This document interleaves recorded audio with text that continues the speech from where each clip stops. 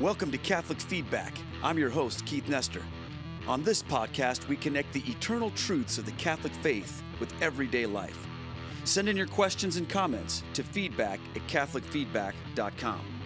This podcast is brought to you by Down to Earth Ministry, a ministry of stewardship, a mission of faith, and by the generous support of our patrons. For more information, please visit downtoearthministry.org. That's down, the number 2, earthministry.org. Let's get to it. Welcome back to Catholic Feedback, everybody. I'm very excited to have a special guest today on the podcast. He's been with me a couple times before, once sort of virtually, and then another time we sat down to talk about things that were going on in our parish. And I'm very excited today to welcome back my priest, Father Aaron Junge, who is joining me from his bat cave up in the rectory, and or is it the spider cave? What does Spider-Man have? Does he have a cave? He doesn't, because he's like in a bedroom. Yeah, he's just got a New York bedroom. Yeah, he's not like in a cave. He's just like going to high school or whatever, right? Yeah, he's a poor college student. Yeah. Okay. So you can see we're in the bat cave / Spider-Man room, and I wanted to welcome Father Junge back. And so thank you so much for being willing to come back on Catholic Feedback to talk about something that's really kind of hard to talk about sometimes. We're going to talk about marriage and divorce and annulments and all that kind of stuff. So welcome back, Father. Thanks very much, Keith. Good to be back. So as a lot of you guys know, I take questions for the podcast, and people send me different things. And this particular issue that we're talking about today is one that I find to be something I get quite common. And I've talked to a lot of people who, at this point in time, everyone goes through this issue a lot of times when they're converting into the church, if they're a little bit older, I guess. And we're talking about marriage and stuff. And I've talked to so many people who have had their conversion experience just stopped short because of issues having to do with their marriage, or people who learn about what the church teaches, and then they have this moment of like dread and panic when they realize that maybe there's something wrong with their situation and they don't know what to do. So today we're going to talk about this, and I have an email that I'm going to sort of use as a reference. I'm not going to read all of it, and I'm not going to reveal who it's from, although no one would know. But people want to be anonymous with this stuff because it's personal. But this one email represents, I guess, a cross section of a lot of the issues that we run into, and I think we'll just go ahead and read it. And then, Father, I'm going to have you just help us to work through some of these situations. Sound cool? Because I'm sure you've never dealt with this before, right? Right. No, yeah, first time. Yeah. Well, you're a young priest, so you'd figure, you're fresh out of school, maybe, right? They teach a class on this, or how did they? Actually, yeah. So just a little bit of background. So there's at least the way that I was taught. So a lot of times, issues of marriage you're dealing with. So the theological issues, some of the questions will be like, where does this come from in Scripture, and sort of the foundation. What did Christ give to us? But then, as any institution grows, right, we have to be able to organize and understand things, and so the church's law develops. We call that the Code of Canon Law. So you take a course or courses on Canon Law, but marriage law, the application of sacred Scripture to the practicality of marriage, is sort of so complex. I took actually a specialized course on it, and that was actually taught by one of the auxiliary bishops of the Archdiocese of Chicago, an incredibly fine man. He worked in the marriage tribunal, which is what we refer to as the sort of body of each diocese that processes annulment cases, helps people with marriage cases. Worked with them for 30 years. So even though I haven't had some of the weird experiences, he made sure that through the course of our course, he gave all kinds of he really encountered that? I mean, 30 years is a lot of time to encounter stuff. So that's a little bit of just my background, and where I don't know stuff, I ask. Well, that's very reassuring to me, because I think that one of the things that's comforting is to know that whatever circumstance that you may find yourself in, chances are the church has dealt with that a lot. So, I don't think that there's a situation where you're going to say to your priest or to whoever, hey, this is what I'm going through, and they're going to be like, oh man, let me make a phone call. I don't know what we've never heard that one before. Right. Let's call the experts in. Most of the time, I think these issues are probably fairly common. So They are. And, just to be clear, thankfully, I mean, the church also has understood that there are sometimes people feel alone with this. There are so many situations that arise. Like I said, the church has a tribunal. It does have folks who have specialized in canon law to help with these issues. So there are times where I go, okay, there's a particular nuance to this case, or there's something, I just want to check. So sometimes I have a hunch, or I'm fairly certain where I should go, but just because we're dealing with real people and humans' hearts, I always like to try and draw in just to confirm, okay, I've got this, I'm reading this situation correctly, especially as a young guy. So even if you do go to your priest and he says, hey, I got to ask, it's not that you're some sort of exception in 2,000 years of the church's life. It's probably the guy wants to take very good care of you and is just making sure he crosses his T's and dots his I's for your sake. All right. Well, I appreciate that. And I just want to say off the top that, for me, this is a personal thing, because this was something that for me, when I was first exploring Catholicism years and years ago, I sat with a priest and we were talking about just life in general and different things related to the church. And then he stopped me in the middle of my conversation and he said, Keith, I got something I need to tell you. Are you ready for this? And then he said to me, your marriage is not sacramentally valid in the eyes of the church. And I was like, what are you talking about? I got married, I was a pastor. I got married in the Methodist church. And he's like, yeah, because your wife was raised Catholic and she left the church and you guys didn't get married in the church. Did she get a dispensation from the priest? And I'm like, what's that mean? I don't even know what any of that means. And he said, no. He said, well, then you're not really married. And when I heard that, at that time, I was still like just new to a lot of the ideas of the whole, the Catholic faith and the church and the authority and all that. And that just like offended me so greatly.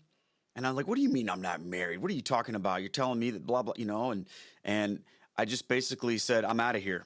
And I left and I didn't go back to talk to that guy ever again. And, I know that a lot of other people have had that same situation, and I'll follow up with that later on what ended up happening, because obviously I became Catholic. But I know, so for me personally, you guys, I know that this is an issue. It's not an easy thing to find out about or to hear about, and I know there are ramifications, and there were for me as well. But let me just share a little bit of what I received in an email, and it says one topic of interest to me is divorced Catholics in the church, which I'm one of them. Okay, this is what's written to me. I think enlightenment is needed on this issue because, in a way, people would understand that these things are difficult, and some people in the church frown upon divorced people. Celibacy in this day and age is frowned upon by society, and annulment is not very well understood. So this person's asking us to talk about that. So we'll get to that in a minute, but. Receiving the Eucharist while divorced is not well understood either. Can a divorcee receive communion? And what do you do about children from the first marriage? How do you reconcile who they are in the relationship after an annulment? What about marrying again? Can one receive communion prior to the remarriage? So these are some of the highlights of that. And so I know this is a tough issue for lots of people. So let's start off, Father Aaron, by defining some of these terms, because I think for some people, they don't even really know necessarily like what is meant by this. So let's just start with like a basic one. Let's talk about what is marriage. Like, how does the church define marriage? Right. So, I mean, marriage existed before the church, right? That's one of the sort of really beautiful realities. So the church associates particularly the wedding feast at Cana in John's gospel as a moment where God takes something that he gave as a natural reality and elevates it to something deeply supernatural, right? And I mean, you can go back. There's something about marriage, love poetry, and all of the relationship reality between man and woman. It has always been sort of a doorway to the transcendence. So it's almost like God was always preparing humanity for this moment where he was going to give it an even greater meaning. So, of course, when we talk about a sacrament, church defines a sacrament, an outward sign given by Christ to give grace. So Paul really is the source of a lot of our reflection, really saying, in marriage, God reveals his love, Christ's love for the church. So it's not just those passages in Paul are not simply saying, hey, husbands, here's how you love your wives. Hey, wives, here's how you love your husbands, as if it's just practical advice. He's really revealing what God was saying by drawing marriage to this supernatural level. So marriage is between a man and a woman, and it is a lifelong bond. It's actually a covenant.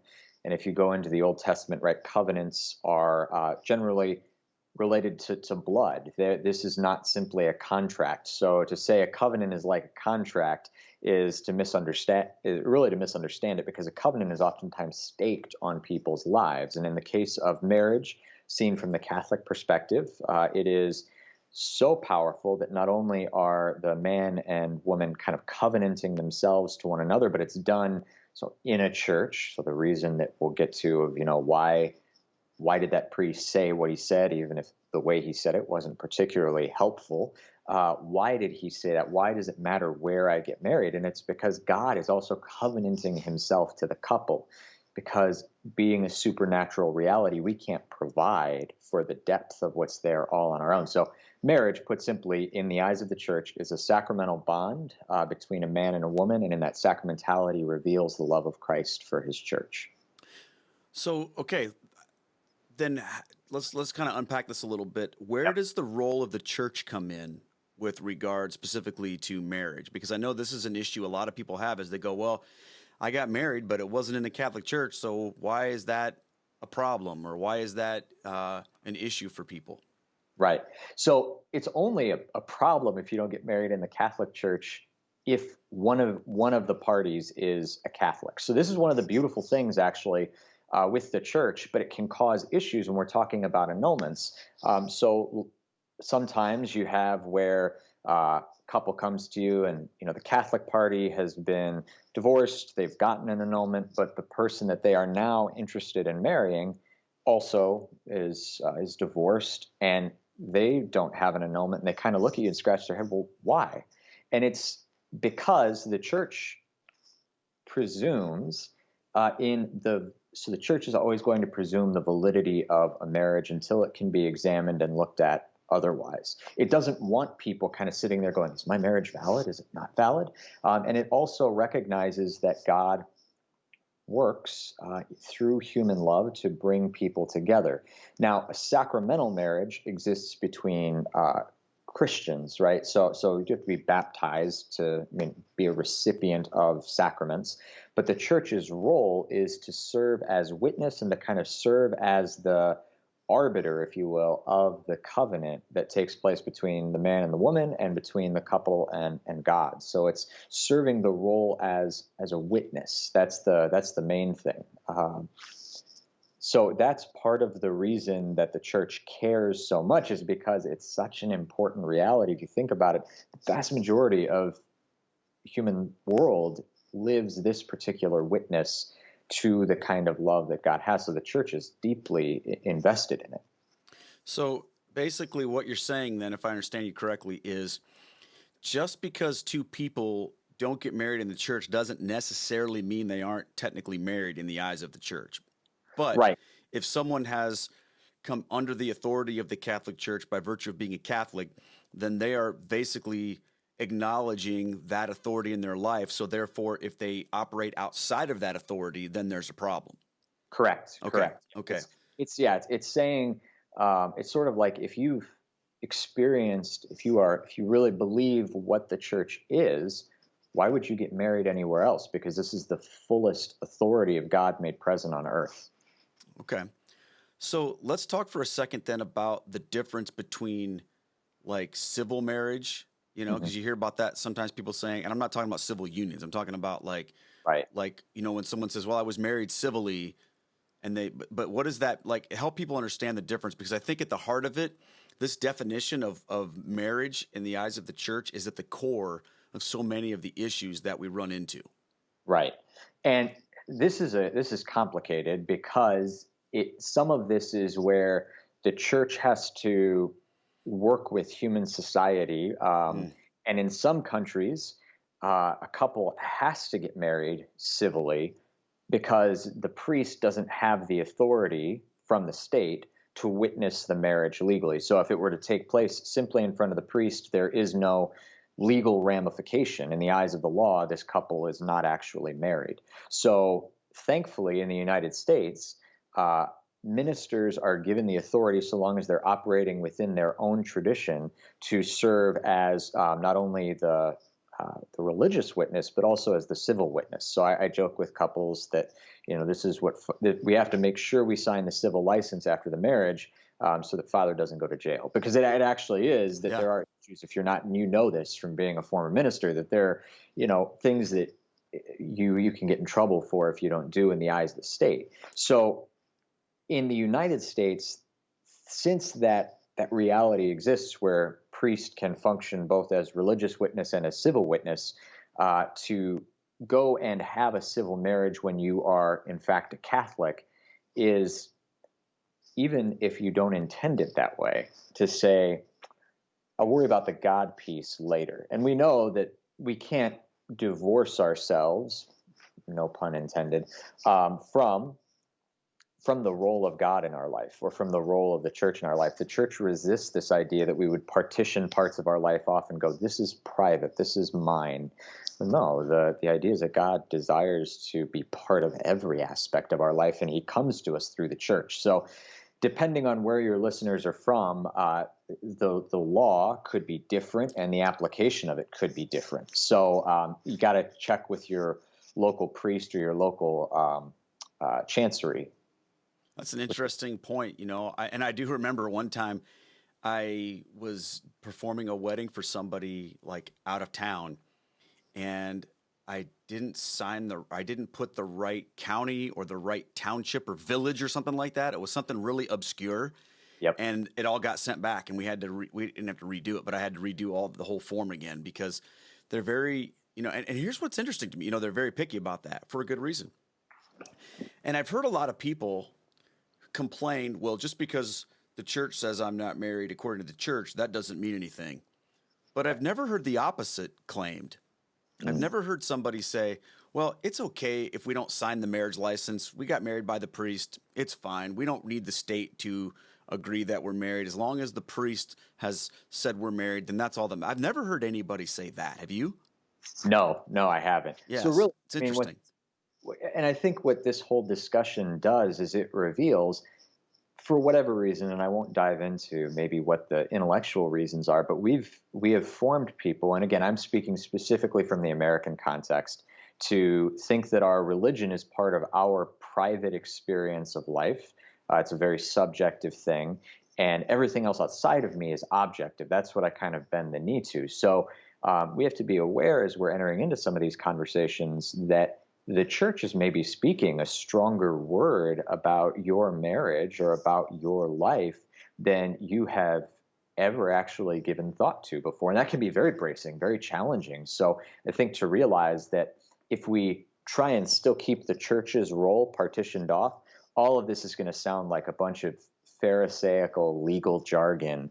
And it's like, why bother? So we have to kind of know where our intellectual what our intellectual environment is that we're growing up in. And in the United States, religion is private. And so why does it touch on what's really a part of my private life? And just trying to navigate that, I think we have to begin almost a few steps before we get to the discussion of the marriage. Interesting.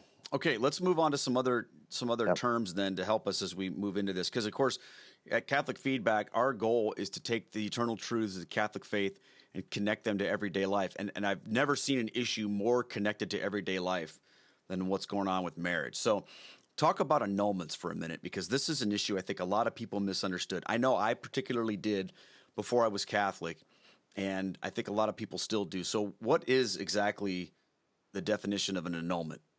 Right. So plain and simple, an annulment is a declaration, and I think that's important. I'll come back to it in a second. It's a declaration that before God, a marriage bond was attempted but did not take place.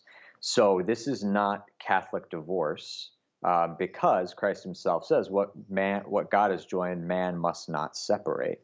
So nobody, not even the Pope in Rome himself, has the authority to undo a marriage. Instead, this is why I said it's a declaration, the church looks at evidence and then says, you know what, for one reason or another, and there are myriads of reasons, this bond did not take place or did not take place in the right way. So a really simple example, but one that's realistic, is almost every priest that you're going to encounter on the wedding rehearsal is going to be probably one of the last things that you do. You have to have this uncomfortable conversation with the wedding party where you say, by the way, don't drink or do anything mind-altering tomorrow prior to the wedding because I'll have to not do the wedding if I get the sense that folks are inebriated. And the reason is because I'm not going to perform an invalid sacrament, and I'm not going to do something that's illegal, because you need your mental capacity to freely give yourself. So that freedom thing is huge. So there's just one defect that if a couple said, you know what, we were completely hammered when we stood up in front of the priest. There's a reason that from the beginning that bond couldn't take place because one or both were not free to give themselves. So the church is going to look at the moment of the bond. So it's not going to look necessarily at what happened after the fact. It's going to go back all the way to the root and go, okay, was everybody free and fully aware of what they were doing? And yes or no is the declaration that determines then, is the marriage valid or invalid? Okay, so that can freak a lot of people out. Right. Because a lot of people that might be in good marriages that have no desire to separate might hear something like that. Yep. And they might begin to like freak out and get paranoid and go, wait a second, was I really of my right mind? Did all this stuff happen? And, and everything like that. What do you say to somebody who would come in and say, well, we love each other, we want to be married, but we're concerned that, one of these things wasn't exactly perfectly done the right way. Right. At that moment, what do you tell them? Well, why don't you just tell me what you tell them? Yeah. I mean, you would need to give really clear, like, manifest evidence. So the church is always going to presume the validity of a marriage. It's always going to presume the validity of a marriage. And that's specifically to give people peace, because, I mean, in the church, you can have people who are, we would call scrupulous, right? They're always kind of examining, worrying that they're in a state of sin or that something is not right. And it creates a sort of navel gazing, navel gazing. That's hard to do, right? Yeah, right. It is. It's the COVID thing on the brain, right? The test. No, a navel gazing mentality that turns us away ultimately from God and neighbor and focuses too much on ourselves. So if it's just a matter of, well, what if, I'm just going to tell your listeners right now, set it aside. God doesn't work in the what ifs, right? The church is going to presume validity. If, though, absolutely, we were totally out of our minds, and your wedding party could vouch for that, you probably should just at least go and talk to your priest. Again, the church is going to presume, and clearly God works. I mean, as the marriage has persevered up to that point, so it'd be good just to talk to him and get his perspective on things. I'd say the most common, and actually the only way I've ever encountered that, are couples that actually didn't know that they were bound by canonical form, we would say. So, well, gosh, we were supposed to get married in a church. I didn't know that. I've had the experience, and again, I've been in all four corners of my archdiocese in my assignments, so it could be anywhere. Somebody said, well, I didn't know that we had to get married in the church. I thought we had to get married in a church. And so they had gotten married in a Protestant church. They were of goodwill, happily married, had kids. And so I did have to ask in that situation. But the advice, what was given to me by the tribunal is, you know what?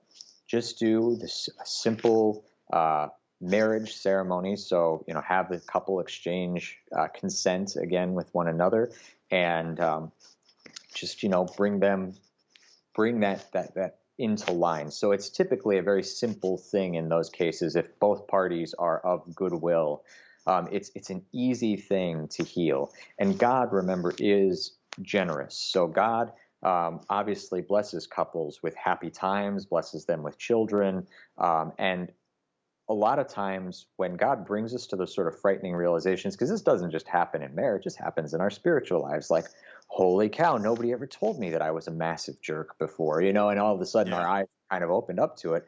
God is not looking to shame us, rub our nose in something. He's looking to heal us and to bring us even more deeply into relationship with Him. So take it as a sign of providence rather than something that should cause undue fear, that God's looking to bring your marriage into conformity with His vision for things, whether you knew better in the past or not. Start with where you're at now.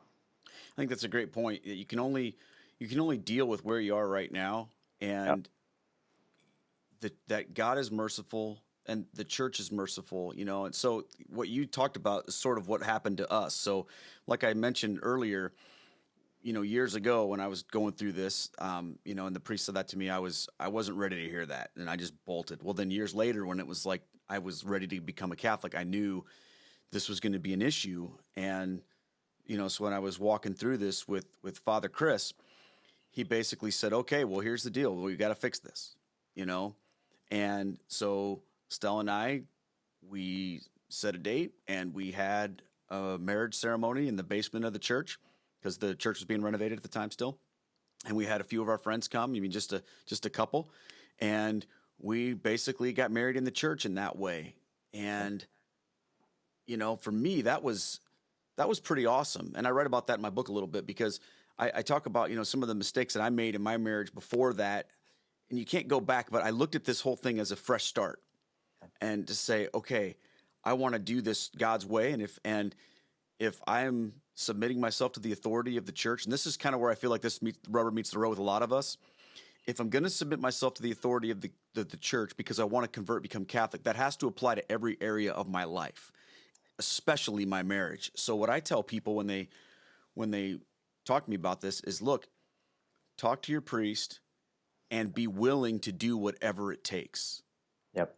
But I think that scares people, Father Aaron, and this is what I want to get into some of this practical stuff, because people tell me their situations and I hear them and I go, wow, that is tough. Yep. That is tough because what do you do? So let's just throw some practical situations, and I realize that you can't answer all of these things authoritatively and perfectly with about specific situations because you haven't met with people you don't know. So I'm not trying to put you on the spot, but like in general, how do you advise people who, let's just say we've got a person who was married when they were very young, they got divorced, God wasn't a part of their life, and they got divorced. The marriage wasn't in church, nothing like that, and then they meet somebody later, they get married, and then the person they meet is Catholic, and they get married, and then they realize, oh my goodness, or maybe they're not Catholic, and then one becomes Catholic. Like, how do you deal with people who are already technically civilly married with kids and everything? One wants to become Catholic, but there's like an unresolved issue of a previous marriage. Right. I mean, it's basically so much of what we're going to talk about is, it's not a matter, and your story illustrates it perfectly. It's not a matter of what you say so much as how you say it, because in most cases it's going to be, let's sit down and talk, let's get the information out there, and then we'll figure out kind of how to triage the situation.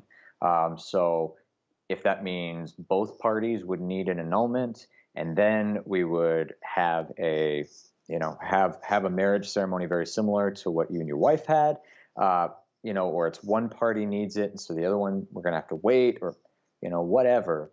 It's not so much what the priest says, because really, if he's giving you the truth, it's going to pretty much come down to the same thing, but it is how he says it and how he illustrates his willingness to walk with you. Mm-hmm. Because let's not pretend that it's easy to live in really difficult circumstances. One, now your conscience is better formed, and so you're not living the way that you're supposed to, and so there's a stress that's there.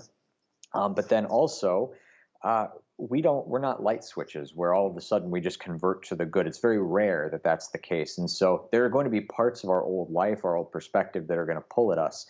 And sometimes in the midst of having to fill out questionnaires, find witnesses, do all of that stuff, you go, is this really worth it? And so those are the moments where the priest has to be not just a brain that understands canon law, but has to be a father and has to be willing to go, yeah, I know this is really hard. And this is really difficult. People don't want to relive parts of their life where they didn't have God. And generally, if the marriage came out of a time where there wasn't God, it's not going to be defined by a ton of happy moments. And so it really is about the willingness of the priest or the deacon, or sometimes sisters or pastoral administrators, whoever's been given the authority to work on the annulment, to hang in there representing Christ, who always challenged sinners, repent and believe in the gospel, but who also ate and drank with them. And so that is when we get into trouble, when we try and unbalance those two, either overemphasize one and ignore the other. We need to hold those two things kind of in that beautiful paradox. And so I would say sit down, talk with your priest. There probably is still going to be an annulment that's needed, but there are so many facets to that it could be as simple as, one of you was Catholic and, as we would say, bound by canonical form. So it'd be relatively easy to fix it. Quick would be a better way to put it. Easy is a relative term. Or it could be something that we're going to require, examining, giving testimony, getting witnesses, doing all of that. And that depends, again, on the diocese that you're in and how quick this process unfolds. I think in the Archdiocese of Dubuque, and I haven't talked to anybody in the tribunal relatively recently, but the last annulment that I was working on, it was running at about 9 months, was about the course of what it took if everything was coming in on time. Dioceses are small, and you can talk to people and go, is there a way we could maybe try and move this along faster if there are extenuating circumstances? So in a smaller diocese like ours, there's maybe a little more room for kind of some of that personal interaction, and some of the larger dioceses might be a little harder to get that, and the times might be a little longer. But again, I think that call it, I'd say, to humility that you said, be willing to do whatever it takes. Ask your priest, put this in a spiritual context for me. Don't just, use him as the legal witness who's, writing out all the data. Actually ask him, help me to put this in a spiritual context, Father, because there's waiting, there's the stretching that's involved, there's grief, there's confronting our past. I mean, all of those things, they're not so much legal realities as they are realities of the soul that God wants to deal with. Yeah, I think that's important. There are some other practical issues that come into play here. And I'm thinking of two things in particular. The first thing has to do, and this is part of the question we got, was, well, what about Holy Communion? So first of all, let's settle this issue right now. A divorced person, okay, and when we say divorced person, we're talking civilly divorced, because like the church doesn't give people divorces. Am I right?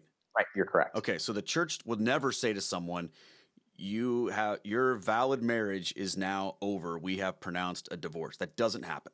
Correct. The church actually has it work the other way, where there needs to be a civil divorce before an annulment process can be begun. Okay, so but the church would never refer to someone from its perspective as sacramentally like divorced. It would only use the terms you're either married or you're not. Yeah, correct. So, but let's say a civilly divorced person. Is a civilly divorced person by default not allowed to receive communion? No. Okay, and I think that's important for you guys to understand. So just because you have a civil divorce in your past doesn't mean you can't take communion. And I think people get confused about this because the whole idea of divorced and remarried Catholic. Remember, the remarried part is what is important here. That's the key. Yep.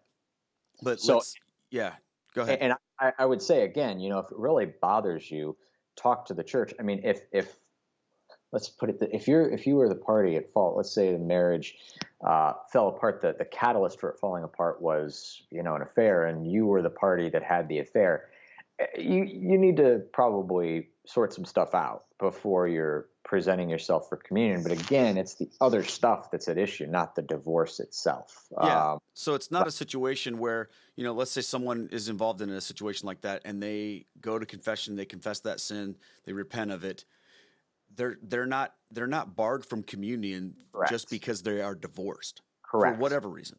Yeah. What Yeah. what bars somebody from communion, and you can correct me if I'm wrong on this, is if you are no longer in a state of grace. So if Yep. you're in a state of mortal sin, regardless of what that mortal sin is, Yep.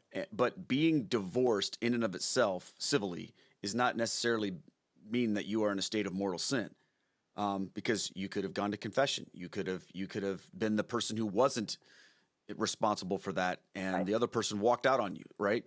Yep. But where it does get tricky is if then that person who was civilly divorced gets civilly remarried. Yep. Now they're in a situation, and this is where I think a lot of people are. Now Yep. they're in a situation where they are living as though they are married, but in the eyes of the church, they are not. Yep. So then, in essence, their marriage, in their eyes, is not considered a marriage in the eyes of the church. So therefore, because they are in sexual relations with one another, that would be considered fornication.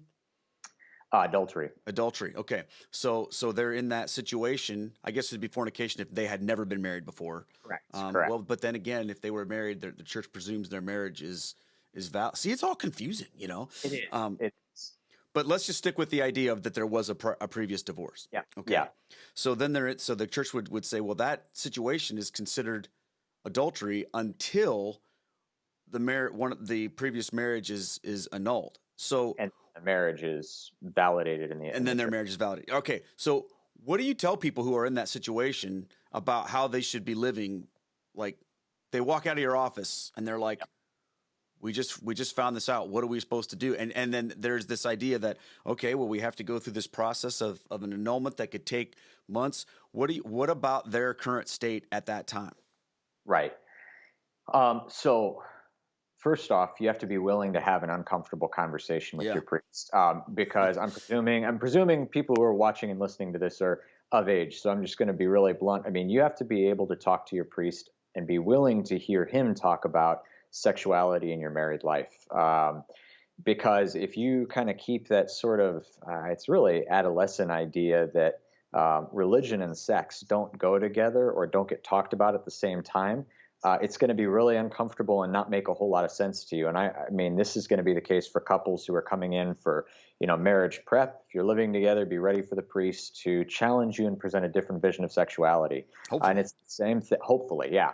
And it's the same thing here. So the church has this language of living as brother and sister, and this is a well-grounded concept. And so really that's a polite way of the church saying, until this is resolved, a couple has no business having sex, because this is one of the great insights that John Paul II articulated, though it's always been there.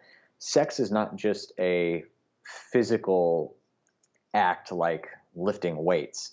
It is a proclamation made with the language of the body that says something. And what it says is, I give you my whole self.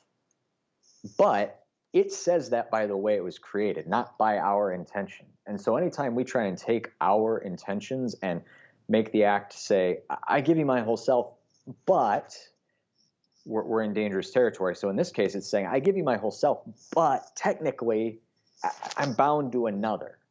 Right, that's making a lie in a really serious way, because sex is such a powerful. It is the consummation of the witness of Christ's love for His church, and so it is deeply important that we have that mean what it actually says. And so again, if the priest loves you, he's going to say, "Look, guys, this is going to be hard, just like your listener, your viewer said, celibacy is not well understood. And this is where I'm really put it on priests. We have to live celibacy well and joyfully, so that those who, for whatever reason, find themselves in a situation for a time they must live celibately, they can look to us and go, this is not a Herculean or an impossible task or even a joyless one. But again, this is more than just the simple, we're going to come into your office and fill out some forms, Father.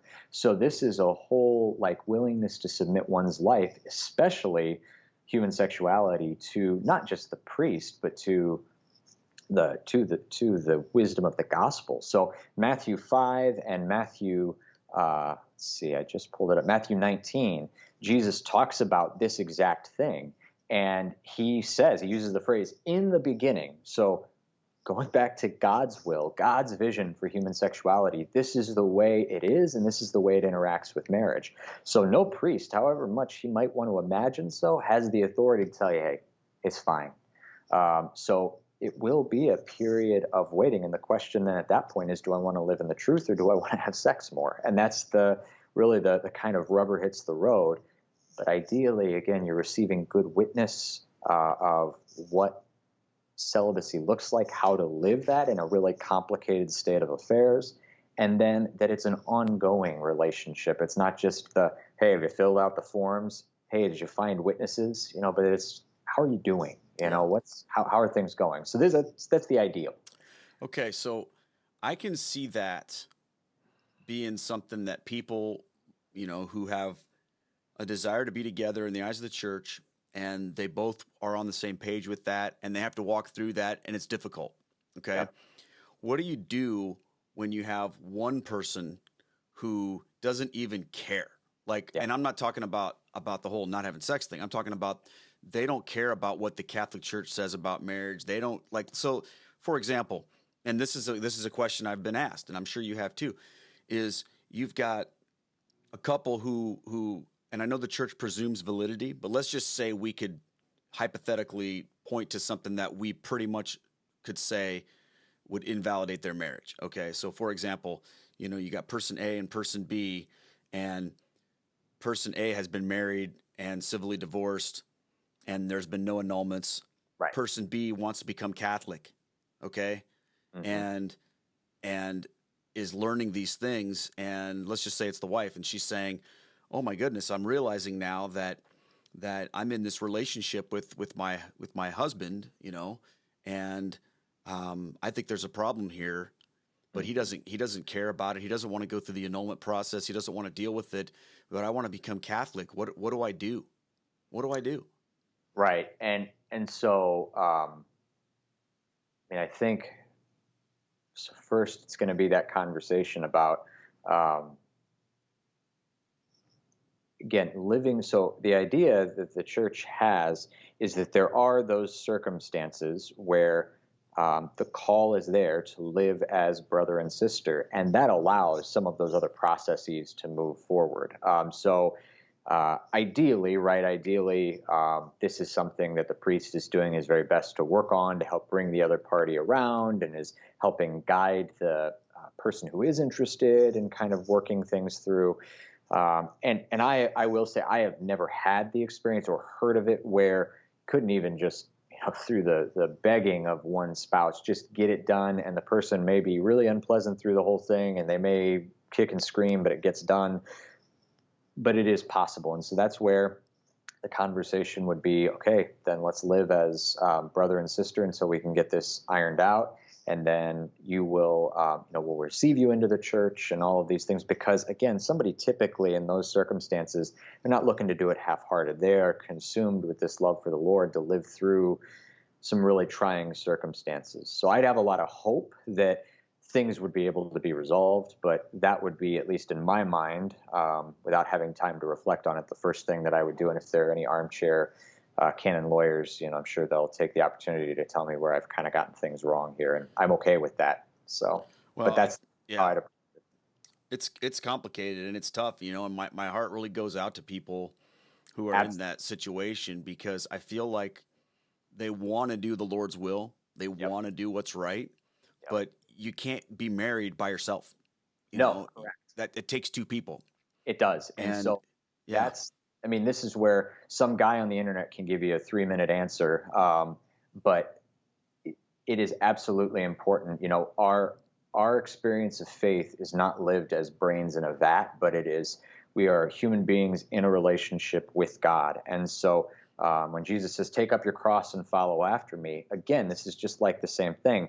Repent and believe in the gospel, but Jesus eats and drinks with the same people he's saying that to. You can't take those two things out of connection with one another.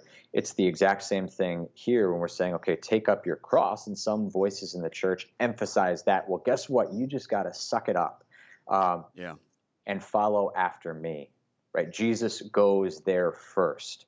And I find it interesting because the loneliness that you're describing in that is heartrending, and it just in 4.5, 5 years as a priest. So I would say I would hear 1,000 confessions before I would choose to sit down and work through an annulment, because my experiences of annulments are there is so much heartache that's there that it is more distressing to experience as a priest than sitting through reconciliation. Oh man, yeah. So that to me is one of the places where my stomach just drops, and I really pray a lot, because I know that what I'm going to experience is going to be so painful and so bracing, and I'm just coming in from the outside. So that's only a window into the pain that the people in front of me are experiencing.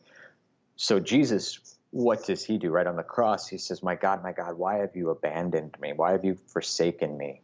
And Pope Benedict had this beautiful insight that it's really there that Jesus opens up the doorway for us in our loneliness to go and to be with him. So there really needs to be spiritual guidance that takes place in the midst of this, because, you can't be married on your own. And if that's the case, the person is being called to a heroic form of living their vocation, and so should be treated as if they are one living a heroic task, rather than just some person in the church, somebody should sit in the back row.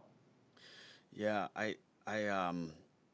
my heart really goes out to people in that situation, because I know, like, for us, it wasn't a horrible cross to bear. I mean, there was a relatively short amount of time between when we came into that place that we were aware that this was our situation officially, and when we actually got married, in the church. So, but it wasn't easy, but it wasn't like, I mean, we were both on the same page. We both were willing to do what it took, but I feel like there are a lot of difficult circumstances out there, which I guess, and I would say this, this is why, and I don't mean this to be, I'm not trying to be insensitive toward people, but this is, again, why it's so important to take these issues very, very seriously when you're young and you're thinking about marriage and you're thinking about who you want to be with. You want to be so sure that what you're doing is the will of God, and I talked to a person a while back who just wanted to be married so badly that willingly and with full knowledge made a decision to go outside the church so that could happen. And I'm just like, why would you do that? Why would you? That's going to bite this person someday. I just know it will.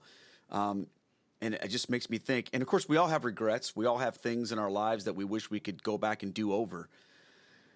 But do the best that you can. If you're unmarried right now, I would say take this to heart more than anything. Do whatever you have to do to make sure that you don't wind up in a tough spot. If you're in a tough spot, I feel like this is where you have to cling to the sacraments all the more. Don't do anything that would knowingly take you away from the sacraments. You need the strength of the sacraments. Yep. So recognize that.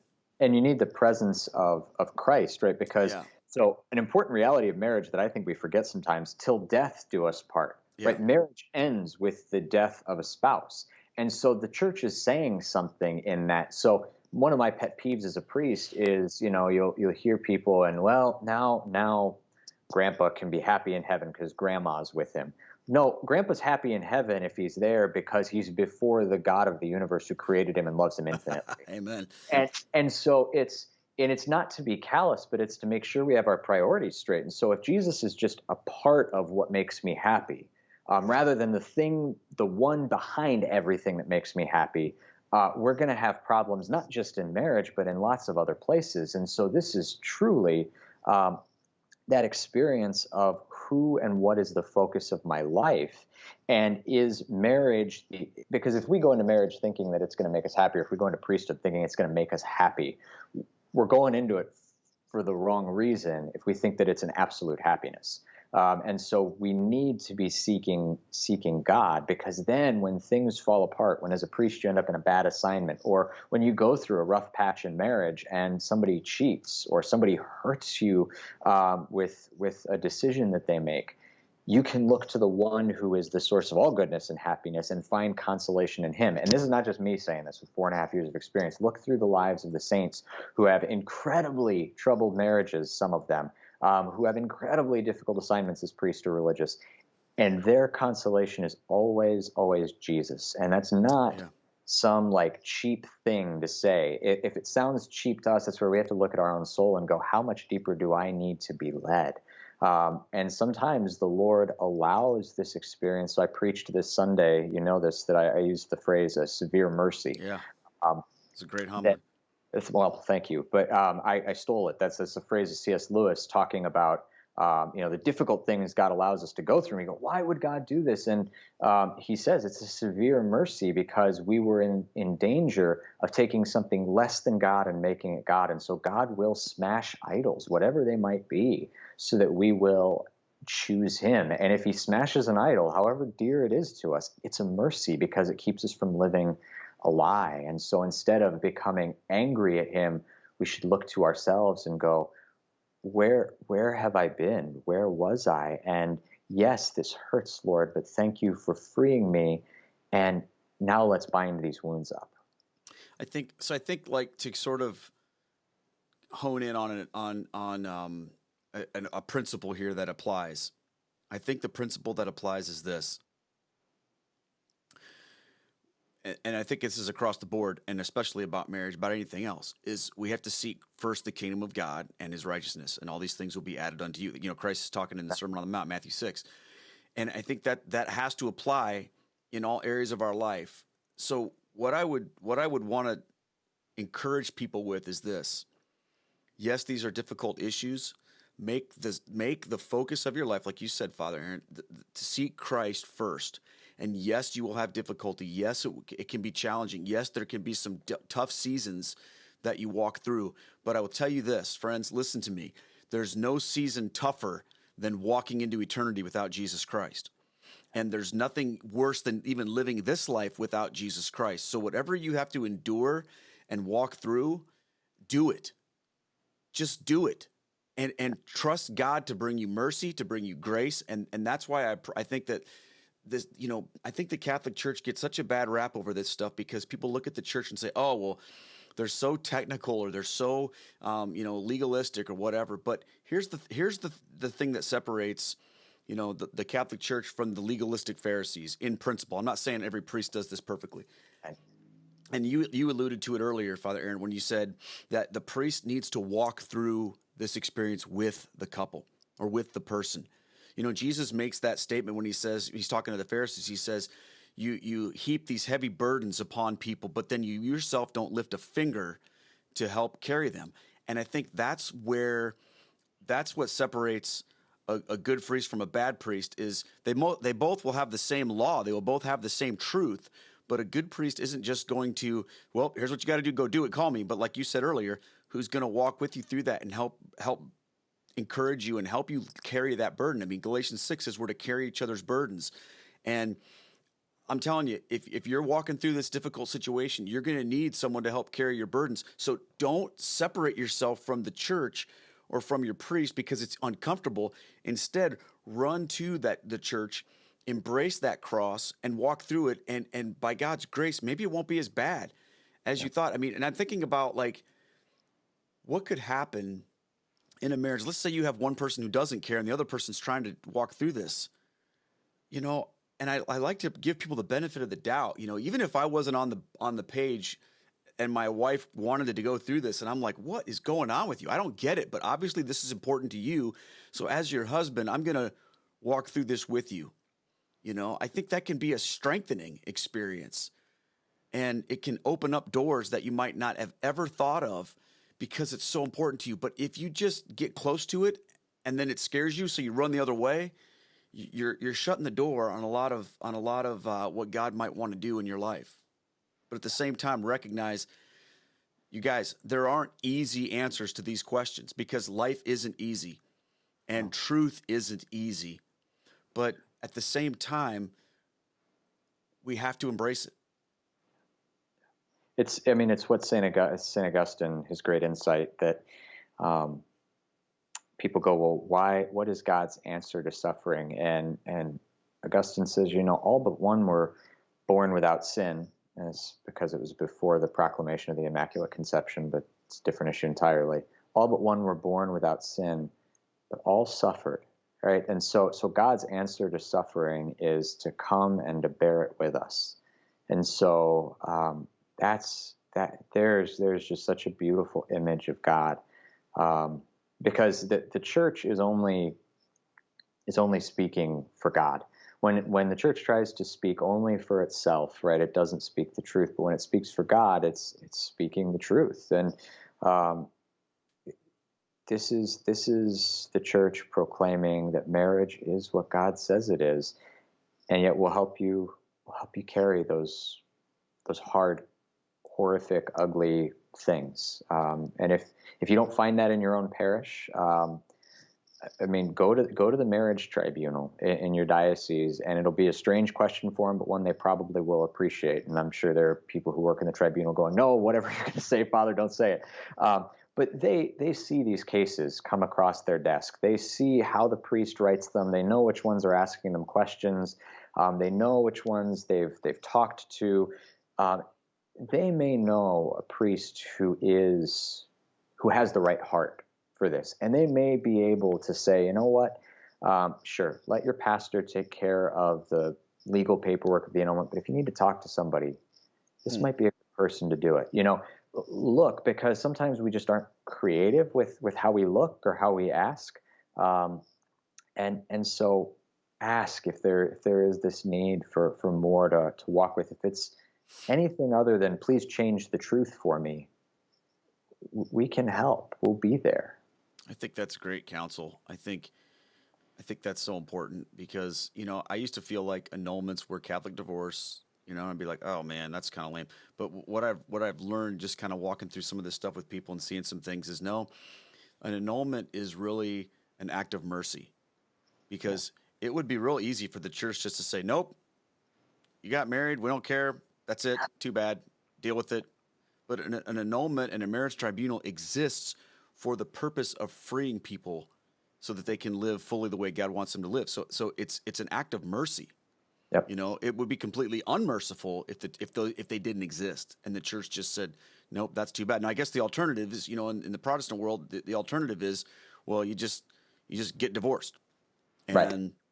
and whatever. And I can tell you from my experience in that world, that was a disconnect for me. That was tough because, I never found myself in situations where I went, well, that marriage isn't valid. But I did find myself in lots of situations where I thought, well, that divorce isn't valid. Yeah. Because I would see people that would get divorced because of the most ridiculous things. Well, he wanted a red house and I wanted a blue house. That's kind of an exaggeration, but it's not completely. Right. And you'd think to yourself, can you really do that? Yeah. And I never heard a pastor in all the pastors I worked with, and God bless, I love all of them, but I never heard one of them say to anybody, I'm sorry, I can't perform this marriage over here because I don't think you were validly divorced. I mean, maybe they did. I don't know. I'm not saying I was witness to every conversation they had, so they might want to do. I'll probably get calls. Hey, what are you talking about? But I think that's kind of a thing where you look at that and you go, okay, well, what is the purpose of this? It's so that people can be dealt with mercifully. Yep. And also, yeah, marriage is such a huge thing. So you counseled the young, or those who are looking for somebody to take this seriously. Married couples take seriously too. Sometimes people think, well, it's the priests and religious who get all the attention and they get to be the holy ones, and we married people are just kind of second-class citizens. No, this is a mark of how seriously the church takes marriage as a path to holiness. So take it seriously in the sense of give yourself the option, the permission to go, if we need to talk to somebody as a counselor, don't wait until it's the nuclear option. Sure. Start early and talk through, face down these issues. Sit down with your pastor if you're more comfortable with that and go, look, help us kind of work on some of this stuff. And if he doesn't know, he'll know somebody who can help you and kind of mentor you. But make your marriage a priority, because this is the way God's given you as a primary means of being faithful to him, being configured to him, and to reaching heaven. So, if you need to hear somebody give you permission to take your marriage seriously, then hear it from me. Like, take your marriage seriously. Don't put it on the back burner. This is important, and you deserve that gift. Amen. Amen. Well, Father Aaron, I want to thank you so much for your wisdom and for your time and for being willing to deal with such a difficult topic in a public forum like this. And Sure. I know there are people watching and listening right now that hopefully some people are feeling some mercy, some grace, but I bet you there's also other people that are getting really worked up right now. If you could give one piece of advice to someone who's stuck in a situation right now, just kind of as we close, what would you say to them?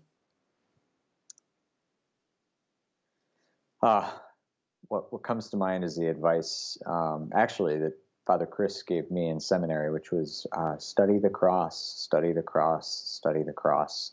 And that is, I think, wise, because the cross is, yes, the challenge of Christ, but also the love of Christ. And so,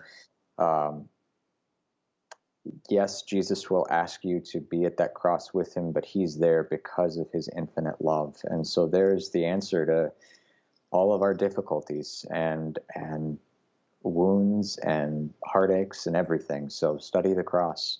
Study the cross for sure. And I would also throw into, if you're stuck in a situation, you guys, I think the first thing you should do is go talk to your priest.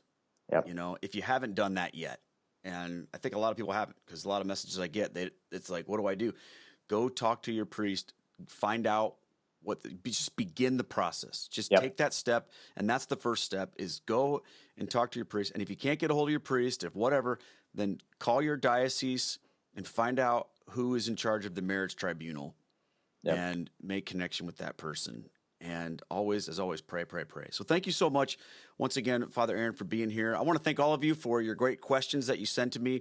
If you have a question you'd like me to tackle on the podcast, please send it to feedback@catholicfeedback.com. I want to thank you guys for hanging with this. I know this is a tough topic, and I know that for a lot of people, it's just heart-wrenching, gut-wrenching stuff.